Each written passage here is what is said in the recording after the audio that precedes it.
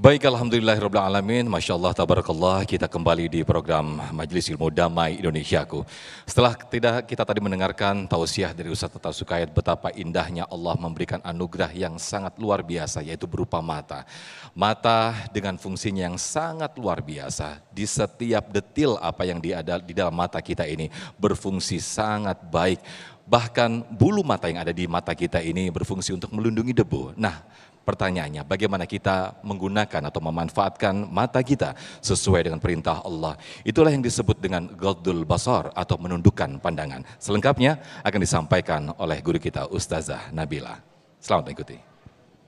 Bismillahirrahmanirrahim. Assalamualaikum warahmatullahi wabarakatuh. Alhamdulillah wassalatu wassalamu ala rasulillah wa la hawla wa la quwwata illa billahil aliyyil azim. Rabbana shrah lana sudurana wa yassir lana umurana wahlul 'uqdatam min lisanina yafqahu qawlana. Allahumma 'allimna ma yanfa'una wa anfa'na bima 'allamtana wa zidna ilma. Al-mukarramun wal muhtaramun, guru-guru kami yang berada di Damai Indonesiaku hari ini, dan juga pemirsa yang di rumah yang dirahmati oleh Allah Subhanahu wa taala, jamaah Masjid Al-Muhajirin yang hadir di sini, Masya Allah. Semoga insya Allah Allah senantiasa memberi kesehatan, panjang umur, diluaskan rezekinya. Amin ya rabbal alamin. Allah Subhanahu wa taala berfirman, ba'da a'udzu billahi minasyaitonir rajim, bismillahirrahmanirrahim. قل للمؤمنين يغضوا من أبصارهم ويحفظوا فروجهم ذلك أزكى لهم إن الله خبير بما يصنعون. Sadaqallahul azim. Di sini Allah Subhanahu wa taala berfirman dan memerintahkan para orang-orang yang beriman, khususnya laki-laki yang beriman, untuk menjaga pandangannya, menundukkan pandangannya. Dan apalagi, dan wa yahfadhu furujahum, menjaga kehormatannya. Kenapa? Dzalika azka lahum, itu adalah mulia bagi mereka. Dan Allah mengakhiri ayat ini, sesungguhnya Allah Subhanahu wa taala Maha teliti dengan apapun yang kita berbuat. Jadi menjaga pandangan itu apakah khusus untuk kaum laki-laki saja? Tidak. Makanya ayat berikutnya Allah memerintahkan perempuan juga yang beriman untuk menjaga pandangannya. Wa qul lil mu'minati yaghdudna min absarihinna wa yahfazna furujahunna. Katakanlah kepada wanita-wanita atau perempuan yang beriman untuk menjaga pandangannya dan juga menjaga kehormatannya, dan ditambah lagi wala yubdina zinatahunna illa ma dhahara minha. Dan hendaknya mereka tidak menampakkan perhiasan mereka atau sebagian dari tubuh mereka untuk dilihat. Kenapa? Apa hubungannya? Kenapa dikaitkan pandangan dengan menjaga kehormatan? Ya, karena awal mulanya ya kehancuran itu mulainya dari pandangan. Ada seorang syair mengatakan, kullul hawadithi mabda'uha minan nadhari wa mustasghar wa mu'adhamu syarari, ya, wa hawadithun nari mabda'uha min mustasghari syarari, ya.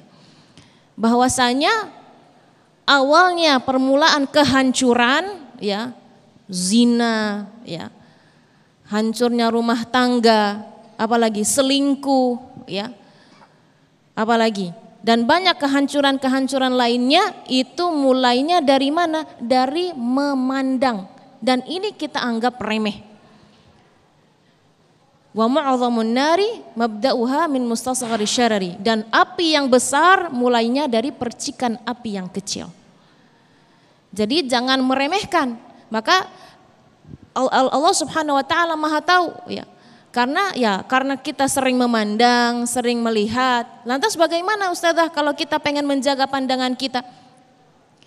Kalau misalnya ada yang lewat, terus kalau kita tidak bisa mengendali, mungkin tadi nabrak kalau bawa kendaraan, bagaimana itu?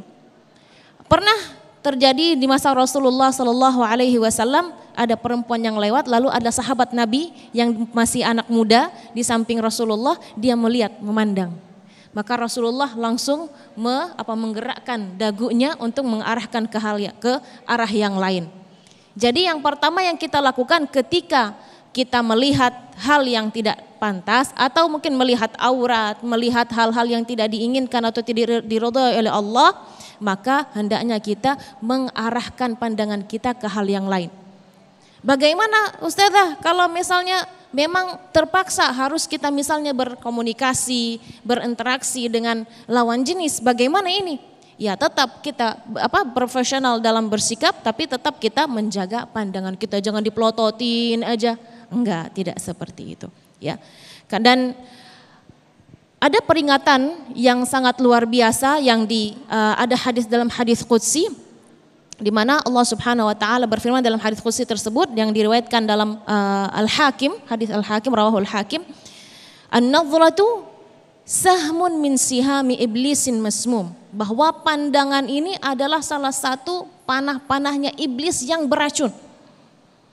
Man tarakaha min makhafati abdaltuhu imanan yajidu halawatahu fi qalbi. Barang siapa yang menjaganya, maksudnya menjaga pandangannya, menundukkan pandangannya, maka Allah akan menggantikannya dengan iman yang dia akan merasakan manisnya dalam hati. Jadi itu manfaatnya luar biasa, ya. Ini ya udah kalau gitu, kalau kita nggak ngelihat orangnya nggak apa-apa deh kita lihat di HP. Nah ini kadang-kadang kita nggak ngelihat orangnya secara langsung, tapi HP nih bahaya nih, ya. Scroll ke sini lewat, ternyata ganteng, lewat lagi, diliatin lagi. Ya, misalnya kalau bapak-bapak lihat cantik, ternyata dibalikin lagi scrollnya tadi. Ya, enggak, maka itu harus dihati-hati. Makanya an-nadhratu sahmun min siham iblis. Salah satu panah-panahnya iblis adalah pandangan. Maka kita harus menjaganya. Karena apa? Karena hasil dari kita menjaga pandangan adalah insya Allah Allah akan menetapkan iman dalam hati kita, dan insya Allah kita akan merasa nikmatnya iman dalam hati. Ya, dan itu salah satu manfaatnya. Dan juga ada ulama mengatakan man hafidha basarahu anarallahu basiratahu.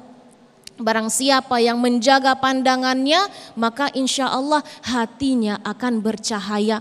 Jadi ketika dia belajar gak merasa berat. Kalau dia melaksanakan ibadah tidak merasa berat, tidak merasa terbebani. Jika dia hendak melaksanakan sholat, dia tidak terfikir dengan macam-macam yang dia melihat. Justru dia akan lebih fokus dalam beribadah. Jadi dan itu manfaatnya luar biasa. Selain kita ditingkatkan keimanannya, juga kita juga fokus dalam beribadah, dan juga itu menjadi amalan untuk menjaga anggota tubuh kita di masa tua nanti. Ada para ulama, Masya Allah, usia mereka 100 tahun bahkan lebih, tapi masih keker, masih sehat seperti anak muda. Ketika bertanya, murid-muridnya bertanya kepada gurunya, wahai guru, kenapa engkau bisa sesehat ini? Sedangkan usia engkau sudah terlalu tua ya, gitu ya. Apa jawabnya? A'dha'un hafiznaha fis shighar fa hafizahullahu lana fil kibar. Anggota tubuh yang kami jaga di masa muda, maka Allah menjaga anggota tubuh ini ketika di masa tua. Hadza wallahu taala a'lam wa sallallahu ala sayyidina Muhammad walhamdulillahi rabbil alamin. Baik, terima kasih jazakumullah ahsanul jaza Ustazah Nabila yang telah memberikan muqaddimah atau di subtema kedua ini, bagaimana perintah Allah untuk menundukkan pandangan. Karena kalau kita tidak menundukkan pandangan merupakan sebuah panah-panah iblis. Itu tadi yang disampaikan oleh guru-guru kita. Di saat kita terjerumus dalam panah-panah iblis itu, otomatis kemaksiatan-kemaksiatan yang selanjutnya akan terus kita lakukan. Lantas bagaimanakah ketika kita terjerumus atau mata kita merupakan sebagai sumber dosa, azab Allah seperti apakah yang ditimpakan kepada orang-orang yang menggunakan mata ini kepada terjerumus dalam dosa? Sesaat lagi akan disampaikan oleh Kiai Haji Syarif Mat Naji. Tetaplah di Damai Indonesiaku yang dipersembahkan oleh Sarung Wadimor, tentu sarung kita.